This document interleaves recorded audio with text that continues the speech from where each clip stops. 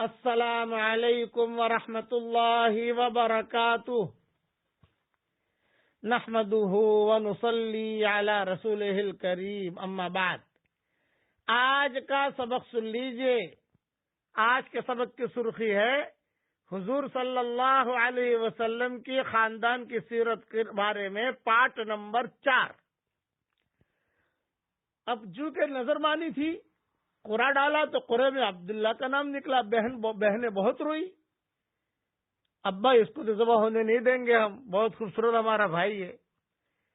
عبد المطلب نے کہا بھی میں کیا کروں؟ یوں کہا کہ نہیں، آپ 10 اونٹ کا قرآن ڈالیے اور عبداللہ کا نام ڈالیے، کس کا نام آتا ہے؟ تو عبد المطلب نے عبداللہ کا نام ڈالا اور 10 اونٹ قرآن اٹھایا تو عبداللہ کا نام آیا۔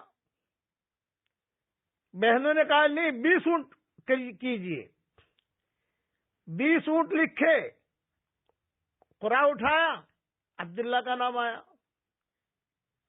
پھر 30 اونٹ کیجئے، قرآن اٹھایا، عبداللہ کا نام آیا۔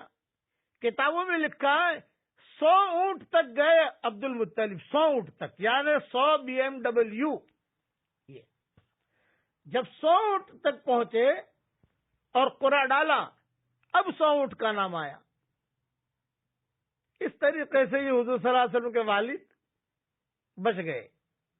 اسی لیے کوئی دیہاتی کبھی کبھی آتے تھے، دیہاتیوں کو قصہ معلوم ہوتا تھا، عربیوں کو، مکہ مکرمہ کے جو ہوتے تھے۔ ایک مرتبہ حضور صلی اللہ علیہ وسلم بیٹھے ہوئے تھے، ایک دیہاتی نے آ کر زور سے کہا، یا ابن الذبیحین، اے 2 ذبیحوں کے بیٹے۔ تو حضور بہت مسکرائے، بہت مسکرائے۔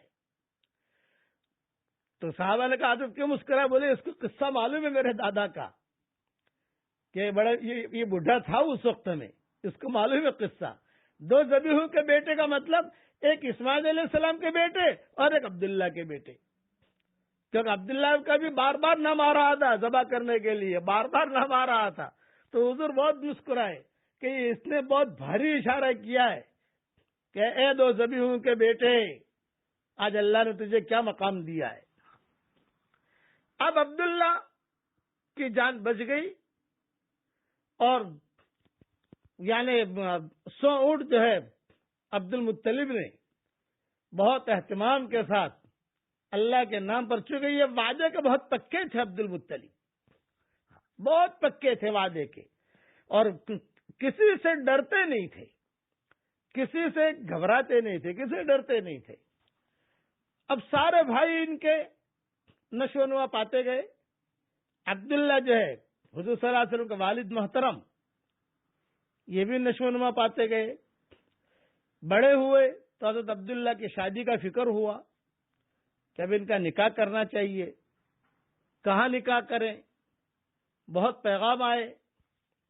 تو ایک لڑکی آمینہ تھی، وہ پسند آئی عبد المطلب کو۔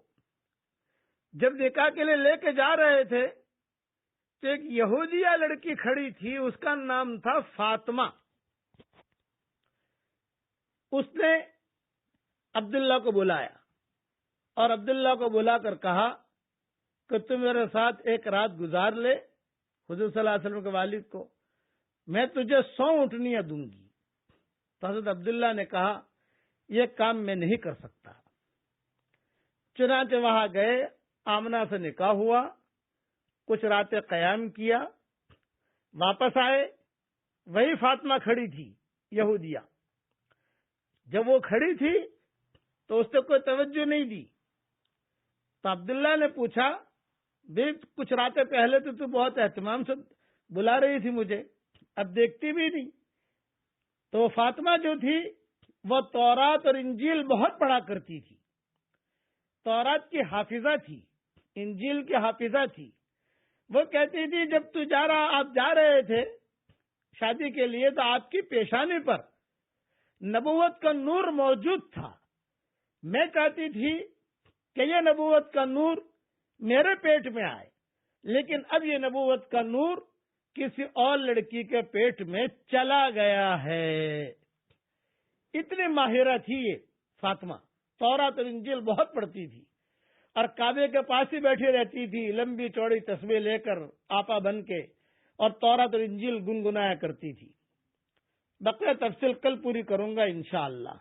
اب پڑھ لیجئے میرے ساتھ، لا الہ الا اللہ وحدہ انجز وعدہ